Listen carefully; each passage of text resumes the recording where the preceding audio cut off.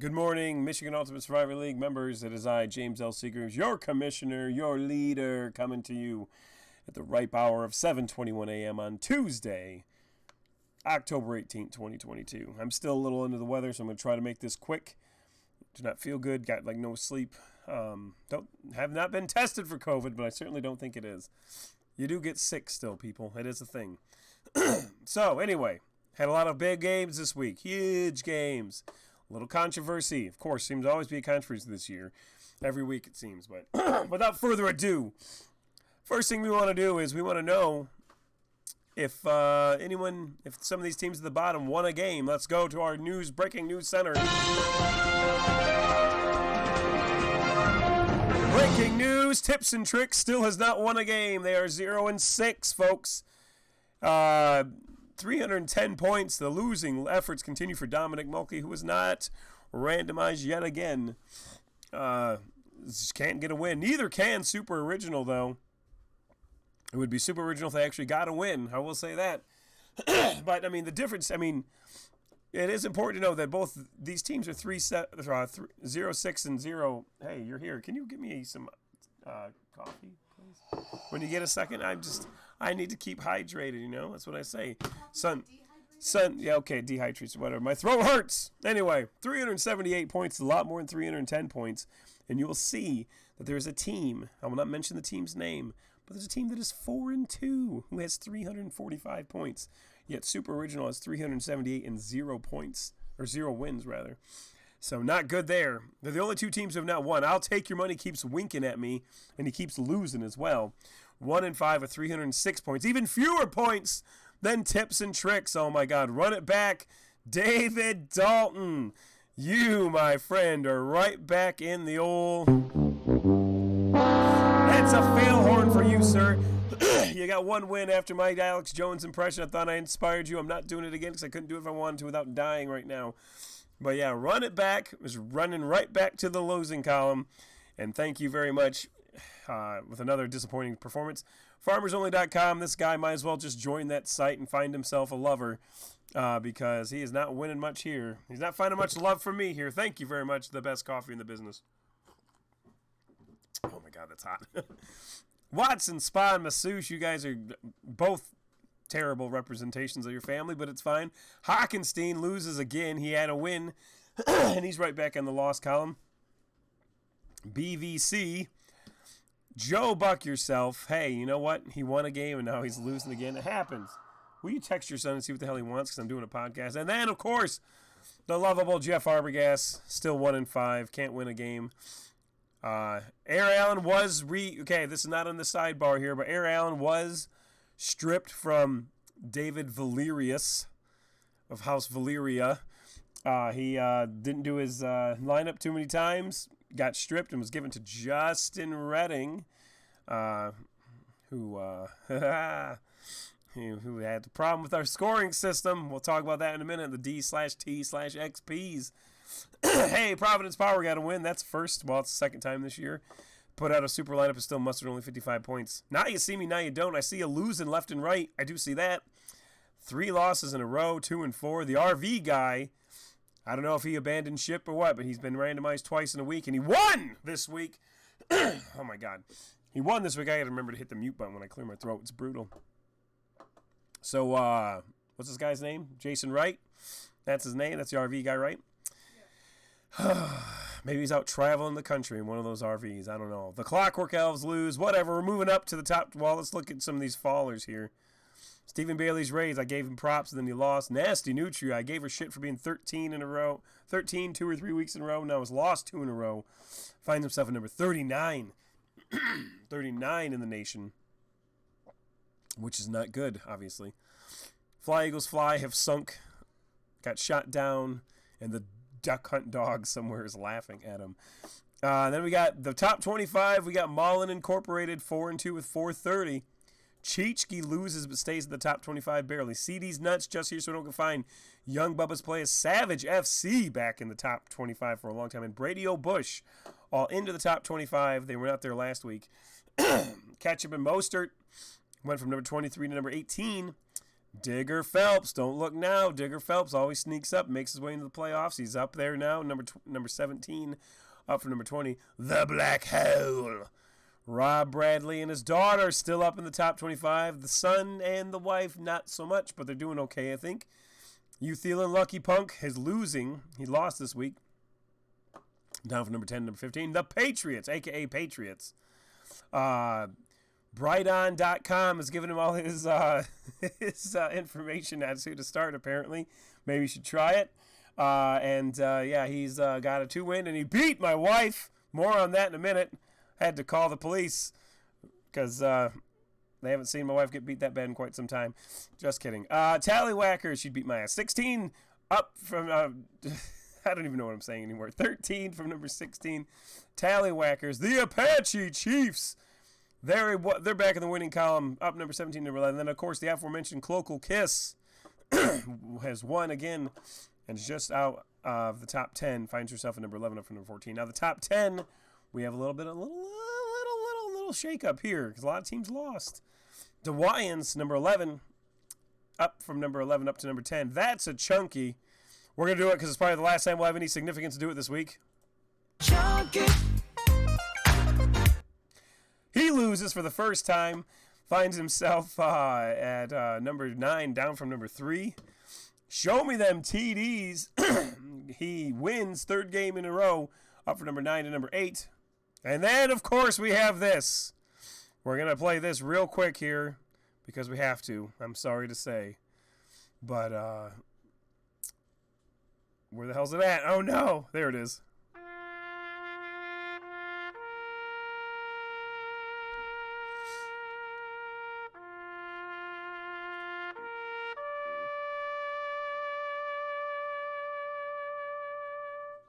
That's all she gets.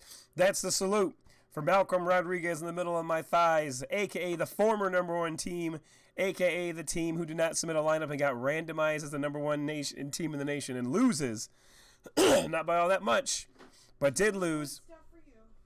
All because she was doing stuff for me. Yes, there was a lot of people who were at Yard Sale-a-Palooza Autumn Edition this weekend, all of which were randomized except for yours truly. Because I even warned them that morning, said, hey, don't forget to put your lineup in. Oh, I won't. Mm-hmm. What am I at? You're number 7 now. 5-1. Chop it off. It'll make you stunning and brave, folks. They're on a 3-game win streak. They're chopping off opponents' heads and penises, perhaps. What? You gotta go get Lennon. For what? Oh, my God. I don't know about this kid. If you're watching this podcast, son, I love you, but I don't know what's wrong with you. Post Swag, they lose. So they're down to number 5. 5-1 to 534. Then we have 4 undefeated teams left. Bleeding Blue Bombers up number 5 to number 4. Alada up from number 4 to number 3. Sag Nasties, the notch above top notch. They are now number 2. I gave them crap for being the lowest scoring undefeated team last week. They are not the lowest scoring undefeated team this week, but they are the number 2 scoring undefeated team this week. And the number 1 team in the nation is Tenacious D. Also in Malcolm Rodriguez's conference. They haven't played each other yet. I don't know. They might play this week. I haven't looked at the schedule. I do it here live so you can see my reaction. Live reaction. James Seagraves reacts to the schedule. That'd be a thing that'd get no views whatsoever. About as many views as this a podcast gets, but I appreciate you guys who watch this. Anyway, I'm not a social media influencer by any stretch. I do it for the fun of it and for the love of the game. Anyway. Tenacious D, congratulations. You were in the top 25. Now, we do have something we have to talk about. There was a formal complaint lodged against the league, I guess, from Justin Redding. These are the stories that talk about bullshit in the league. These are their cases, and this is what I have to say about it. Anyway, so here's the deal, okay? It was brought to my attention on Sunday, which, keep in mind, Sunday I was busy as hell. I didn't do randomized till later. Randomized we'll talk about in a minute. I had to do them from my phone. It was a fucking nightmare. And I didn't even take note of who was randomized. So people who got randomized, we'll talk about it in a second. But I did come to my attention while at dinner afterwards that apparently Justin Redding, most known unknown, was concerned about the fact that the Rams gave up a interception for a touchdown. And when you look at the scores, it only shows that they allowed 3 points when it should have been 4 points. Because when the pick to 6 is done, the offense allows those 6 points when the special teams allows the extra point, which is true. It is true. But to my knowledge, my fantasy league is like the one site I've seen where, and I've gone back and I've confirmed this all year long here. This is not something new. But the offense is not penalized, or the defense is not penalized for the offense that allows that touchdown, or the extra point that results from that touchdown. I went back and checked multiple scores throughout this year, and every single time it is the same. Well, I meant check 3 scores, but all 3 scores were the same. The touchdown didn't count against them, nor did the extra point. Now that makes sense. I mean, kind of, because I shouldn't have ever been in that situation to begin with. I don't really have a statement on that. I know that one person, it should not, back about like, week 2, there was something wrong where that touchdown from the offense counted against the defense, and that was definitely not right. It was never supposed to be that way. But the extra point resulting from the touchdown also does not count. So there is that. I mean, it is an argument that the special teams team gave up that 1 point, but they should have been in that position to begin with, I guess. That's how they do it,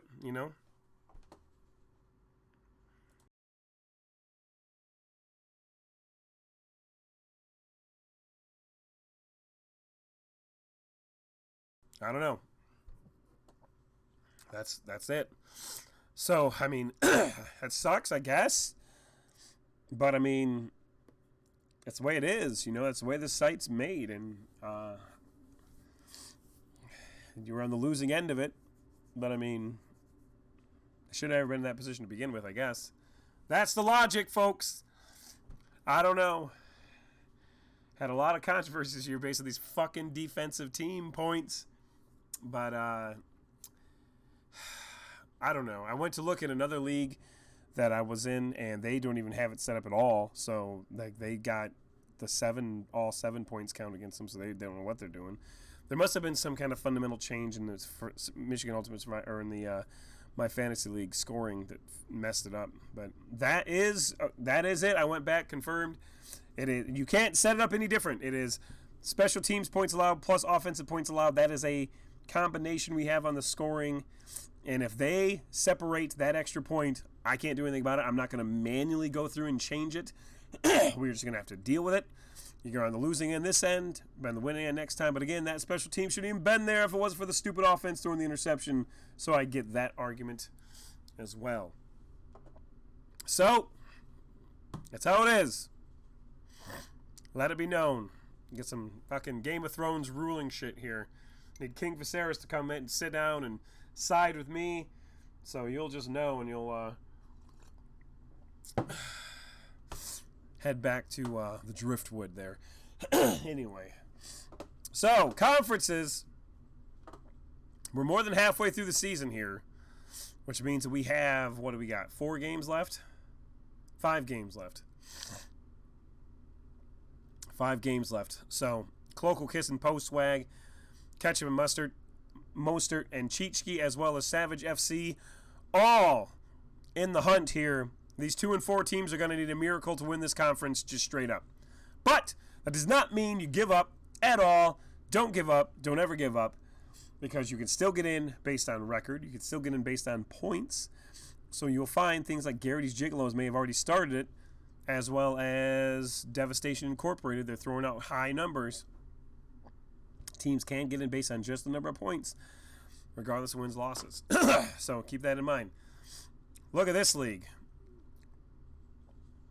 4-way tie at the top, and then 2, 4, 5 teams are 3 and 3. This is like madness, folks. A couple 2 and 4s even alive in this one. Run it back. Well, probably not going to come back and win this one just because of the number of people ahead of you. But Tallywhackers, You Thielen, Lucky Pumpkin, You're in Trouble, and CD's Nuts, all vying for that crown Now, of course, Tallywhackers has the most points and probably has at least one tiebreaker. That's why he's up there. But he has 509 points. That's big time. He is number 13 in the nation.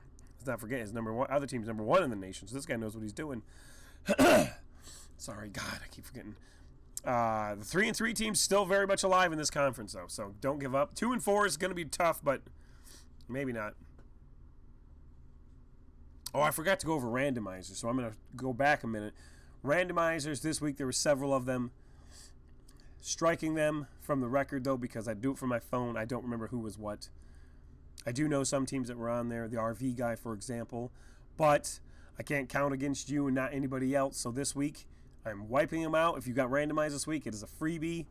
Don't do it again. It won't happen again because I will be at my computer every other Sunday from here on out. It just was not this weekend. So then we have the Ron Burgundy Conference here. We have a 5-1 and then a slew of 4-2 teams here. Chop It Off has a slight advantage over Kakamba's, Brady Bush, Young Bubba's Players, Mullen Incorporated, and Can You Digs It.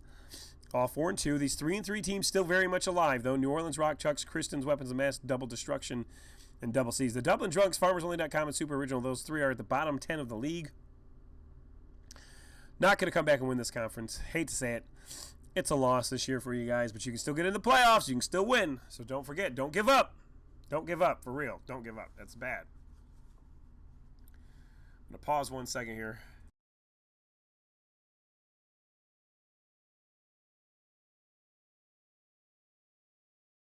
Sorry about that. Jeff Spicoli Conference. That's a chunky. Fresh off that loss. Now things are a little bit more interesting in this conference. That's a chunky 5-1. The Black Hole and the Apache Chiefs. These are some prime real estate up top. Prime owners, prime real estate. Those 3 are going to be fighting it out. Hopefully here this week we'll see some of these teams battle each other. A lot of 3-3s in this division still alive for sure. Basically everyone but Honolulu Blues and Tips and Tricks I think still have a chance of this one. Honolulu Blues have a lot of points though for being 2-4, 427. Respectively, Tips and Tricks. We're just hoping for a win. You get a win, you get a lottery ticket, then you don't know. No wins, no lottery tickets. Let's not forget. You have no chance of making the playoffs. Frank Drebin Conference, we got a 6-0 team here. This is bad news to have a 6-0 team in your conference if you're 3-3 or less. But Tenacious D, Malcolm Rodriguez in the middle of the thighs, 5-1. But they haven't played each other yet, so that a lot can swing and when those 2 teams play each other.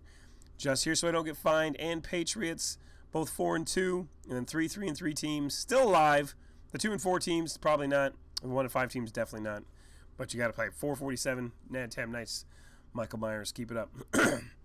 Brody Bruce Conference, we have 2 5-1s. Show me them TDs and Dewayans, and we have 3 4-2s.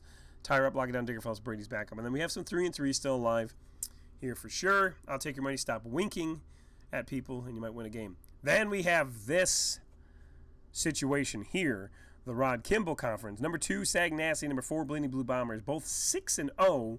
Then there's a catastrophic drop down to the next best team, which is 3-3. Now, I'm going to say it here. These 2 teams, they obviously haven't, I don't know when they play. They haven't played each other, obviously. But, I mean, there's 5 games left. One of you is going to win that game. And it's like, that isn't, I mean, it's going to be hard for these other teams to come up and catch a 6-0 team at this point when one of them has to play, when there's 2 of them, they haven't played each other. So keep an eye on this one. This is really a 2-horse race. Very unlikely that someone else could come up, but it's possible. There are 5 games left. I mean, it would be bad, but we're not calling it yet. But it's close. And then we have this conference here. Similar situation. Alada. He has got a lead. 6-0. Every win he gets at this point makes him one step closer to being able to rest guys multiple weeks potentially. So this is critical. Whoever you are, I don't care if you're 2-4. This 2-4 is the worst in this conference. That's pretty good actually. When you play, when you play Alada, you gotta send everyone against him. Period. You gotta shoot him down for the betterment of the realm, folks. You gotta super line up against Alada because if he wins 2 more games, it's over. Nobody's gonna catch him. So you want to, even if you're 2-4, you can knock him down a peg, get a lot of points for yourself to get in that thing. So that's my tip for you. Where are we at? We're at 20 minutes already. Good Lord. Here we go. Week 7 head-to-head matchups.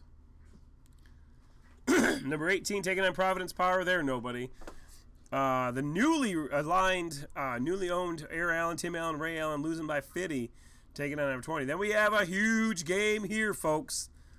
It's ladies' night, and I'm feeling all right. I don't think that's the lyrics, but still. Post Swag, number 5, taking on 11, Cloacal Kiss. Both 5-1, going for the tiebreaker, going for the lead in that conference. Huge game. Game of the week. I'm calling it right now, unless 2 versus 4 play. Chichki taking on Devastation Incorporated. Mike Davis, rather not Mike Myers. He's another owner / serial killer. Taking on Chichki.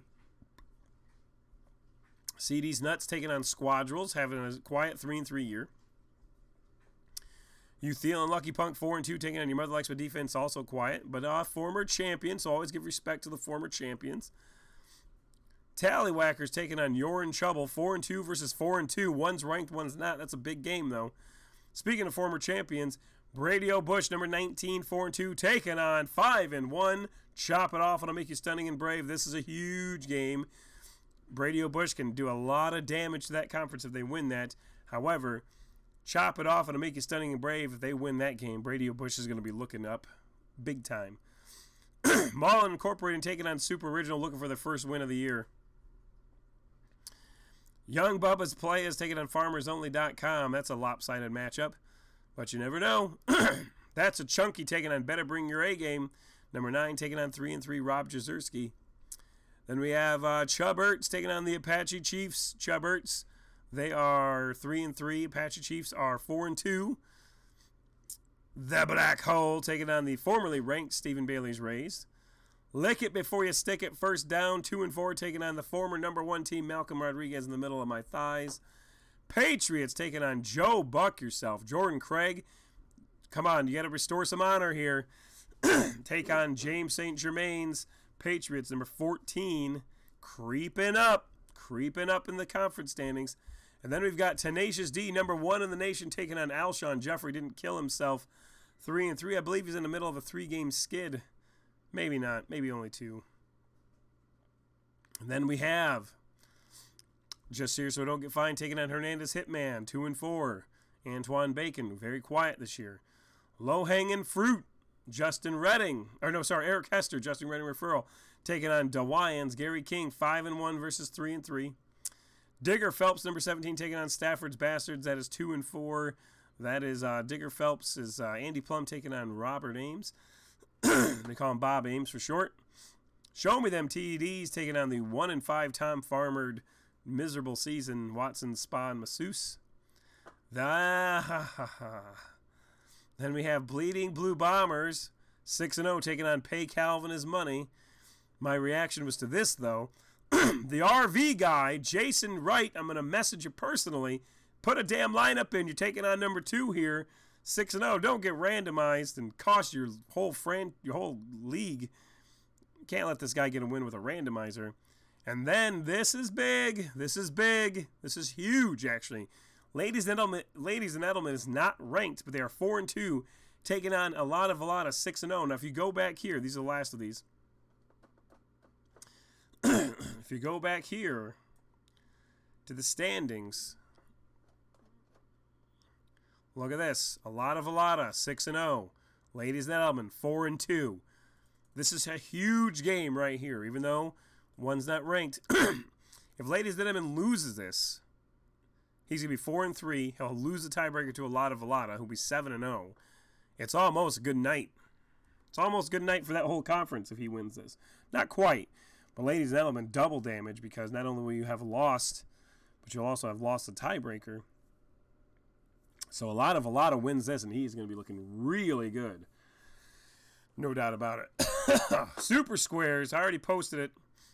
Larry Weinberg won last week. This week we have Alan Harvey as this week's category is the lowest rushing yards, fewest rushing yards, And believe it or not, two really good rushing teams. I mean, well, normally.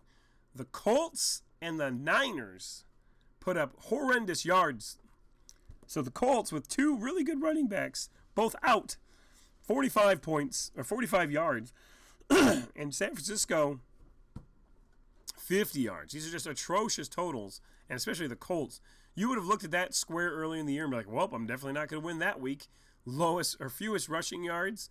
The Colts with the best running back in the league and a pretty good backup, both who were out, keep in mind. So we go to week 7. Oh, this year I got to update this. This is Indy, who has won twice now, by the way. Both on the bad end. San Francisco. And this was Allen Harvey, who's already been paid. Wide receiver with most receiving yards. So this is a different one. This is not a team-based thing. Just if your wide receiver is on that team, you will get it. So this is an individual number, not a total number. So people with good receivers on their teams, be looking out. All right, that's it. Got to get ready to go to work. Going to be a long day. All right, we'll talk to you next week. See you. Bye.